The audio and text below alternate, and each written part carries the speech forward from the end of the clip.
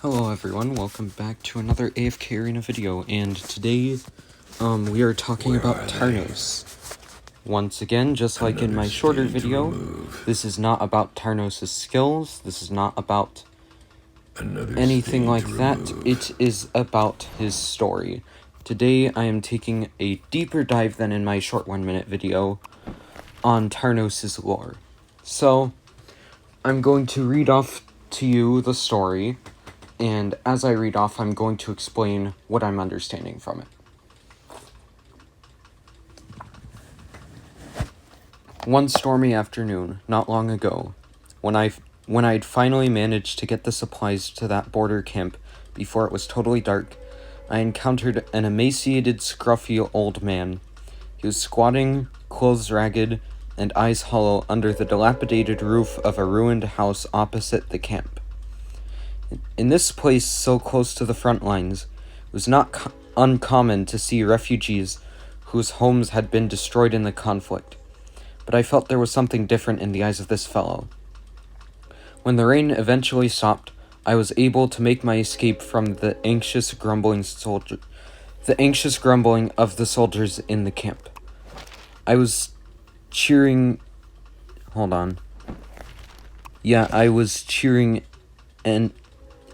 my expected peace and quiet too early, however, as the old man was already on his feet and speaking as if through tears. Alas, oh alas, he is coming, Tarnos the Radiant Fang, the watchdog of the gods, with a heart of stone. His eternal atonement begins once more. I was startled to say the least, even more so when the old man suddenly grabbed my collar in a vice-like grip. All because Tarnos' radiance has been stained by that which he guards only by the blood of every single Hypogean who escaped this world can his sins be cleansed. So, I'm going to go back over that.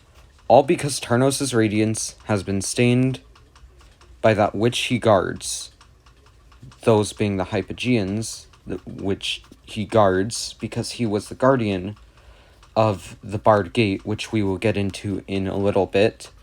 Only by blood of every single Hypogean who escaped into this world can his sins be cleansed.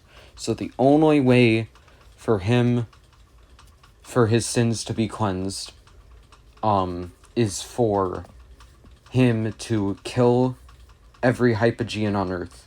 For all the Hypogeans on Earth to be dead. That's the only way. In my frantic attempts to break free from the old man's grasp, I slipped and fell to the ground. Just as I was about to get back up, I was distracted by a commotion from within the camp. First I heard the shouts of soldiers, followed by the sound of pots shattering and barrels breaking. Then came the blood-curdling screams and wails of horror, before the very last thing I hoped to ever hear had reached my ears, the roar of Hypogeans. Flames were already licking the back of the wooden barricade, and I knew this place was soon to become a living hell. I tried to grab the old man's arm, thinking I could save at least one life, but he covered his head and began to shake uncontrollably. Sobbing, his tears soaking the back of my hand, he cried, "He has come, he is here, I can feel it. The brand on my body burns anew. He who cursed me approaches. Is today the day he takes me away." Bang! With a loud crash, the gates of the camp were ripped apart as easily as paper, and a Hypogean appeared, holding a half set of armor. It took towards us before scratching its head, and I knew I was finished. The old man wailed even louder before dropping to his knees and flinging his arms open as if welcoming the Hypogean. Before we continue on, something that I just thought of. The brand on my body burns anew. We will return to that brand, or so it's called, later in this story. For its part, the Hypogean approached him slowly, with great interest, as if happy for and accepting of this human's servile reception. I could already smell the foul stench emanating from it, but my legs were so weak I could do nothing but lean against the tree behind me. Just as I closed my eyes, and thought of my dear departed mother, There came a heavy thud, followed by a jet of sticky, stinking liquid right in my face. Somehow I overcame the ringing in my ears to open my eyes and saw that a bizarre pillar had fallen from the sky and squished the Hypogean into a quivering, fleshy mess. This pillar being the pillars of sin that you see in Tarnos' skills.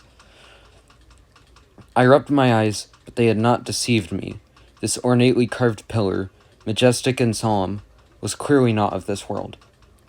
The old man was shouting at the pillar, his expression intensely strained. As the ringing in my ears slowly subsided, I could make out what he was yelling. No, no, curse you, Tarnos! You were meant to come after me, not that Hypogean. I cannot be your revenge bait forever. I have already fled to this desolate place. Where will you drive me next? I followed the old man's gaze and saw a figure in the shadow of the pillar. Beneath flowing white hair were golden veins, which circulated across the black statue-like body, while both legs were sunk deeply into the hard rock. More pillars came screaming down out of the sky, and the grotesque cracking and thudding sounds of the other Hypogeans being crushed continued to emanate from the camp. The old man screamed profanity at the figure. Curse you! I curse you, Tarnos! 'Twas you who prevented Dura from giving fire to humans, prevented us from gaining power. You see us only as insects crawling around the shackles of your mission. Thus the people have detested and feared you from the day they came to know you. They reject you, forget you. The old man's yells changed into a tone of malicious taunting. While you may be able to sever humans' communication with the gods, you can never prevent the Hypogeans from calling to us. Their power will allow us mere mortals, whom you ignore, to shake the very mountains. You, however, will never find redemption, ha ha ha. Petty ambition is the reason your people secretly court to the Hypogeans. This thirst for power that is not yours. Tarnos finally replied to the old man, though I could not see his face. The old man was clearly irritated. Haha, petty ambition? Tell me, wherefore the gods enjoy eternal life, holding themselves far above the masses, while we humans must but simply accept our mortal fate? Why is it our lot to be born weak and powerless? Why do we err in wishing for power commensurate with our intelligence? Human wisdom and emotion far surpass those of other creatures, yet these eventually become breeding grounds for greed. Tarnos' voice was chilling. Dura entrusted me with watching the barred gate, yet those followers of the Hypogeans maintain their foolish obsession, as they try in vain to break the seal and loose the Hypogeans back into Asperia. This is a blasphemy I will never allow. Ah ha ha ha ha! The old man's demented laughter became even more crazed. Yes, you vilified us, persecuted us, exiled us, but did we not succeed in the end? Those insufferably arrogant gods were dealt a crushing blow, while we were rewarded with the power of the Hypogeans. That was my failure, I will not deny it. Tarnos' ice-cold eyes flashed from the shadows. So from what I've picked up so far, that old man is probably one of the followers of the Hypogeans who broke into the barred gate, which was where where Dura sealed all the Hypogeans.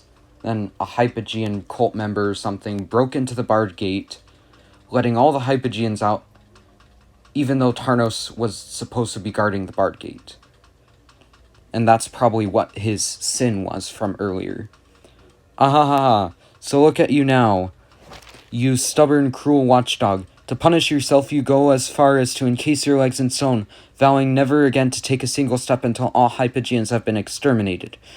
Do you really think this is sufficient to expunge the shame of your desertion? How ridiculous. The old man's tone became embittered and hateful once again. But if your goal is the eradication of all Hypogeans, why do you yet brand us and endlessly drive us away?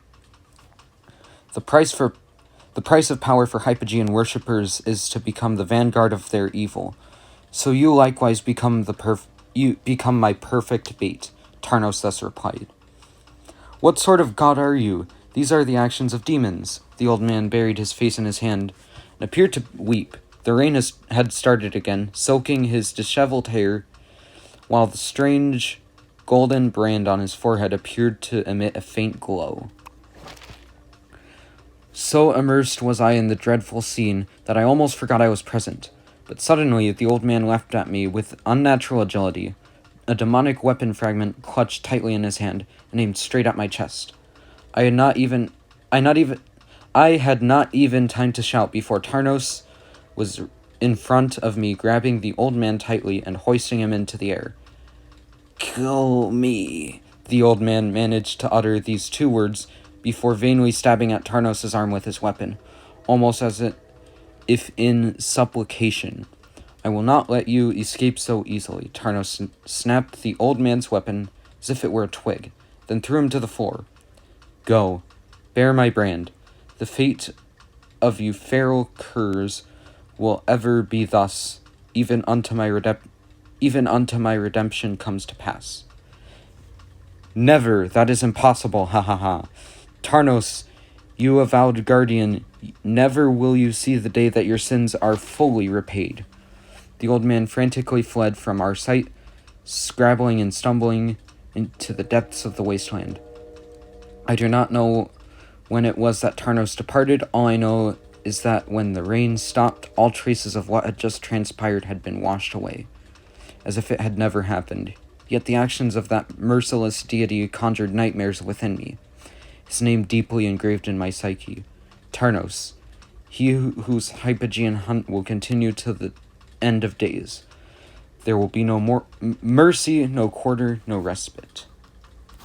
So pretty much, summarizing, it's pretty much just as I said yesterday.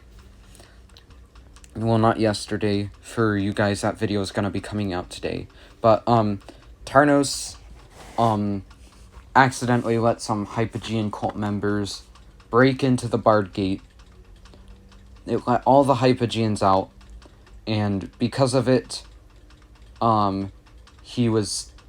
I would assume he was probably one of the high-up Celestials at one point, but now, since he let the Hypogeans out of the Bard Gate, I would assume that the Celestials look down on him and he's been an outcast. So he punished himself by casting his legs in stone, and he would only let himself walk again once all the Hypogeans on Earth had been extinguished or resealed in the Bard Gate or something along those lines. But, if we think about it, not story-wise, but, power-wise, like, character-wise, that's never gonna happen because Lucretia exists. Yeah. There are some pretty powerful Hypogeans, and I will, go over the lore of more heroes, try to piece together the entire lore of every hero, if you guys want me to. If you want me to do that over time, just let me know. I will start piecing together, the stories of more and more and more heroes, if you guys would like me to. But the whole reason why I decided to make this story was because Tarnos' lore was just interesting, and to be honest, had I not read that story, I would have never noticed that right down at his legs, that's actually stone and not a part of his cloak. You are still within or my whatever range. Piece of outfit, garment that might be called. Anyway, you guys get my point. That's Tarnos' story. If you guys don't think I explained it correctly enough, post comments of what you guys think I might have missed, and I might go over your comments in another video. And also, like I said, if you want to see a series where I go over the lore of more heroes, I will do that. Just let me know in the comments. Anyways, thank you guys so much for watching. I hope you guys have a great day, and I'll see you guys in the next one. Bye.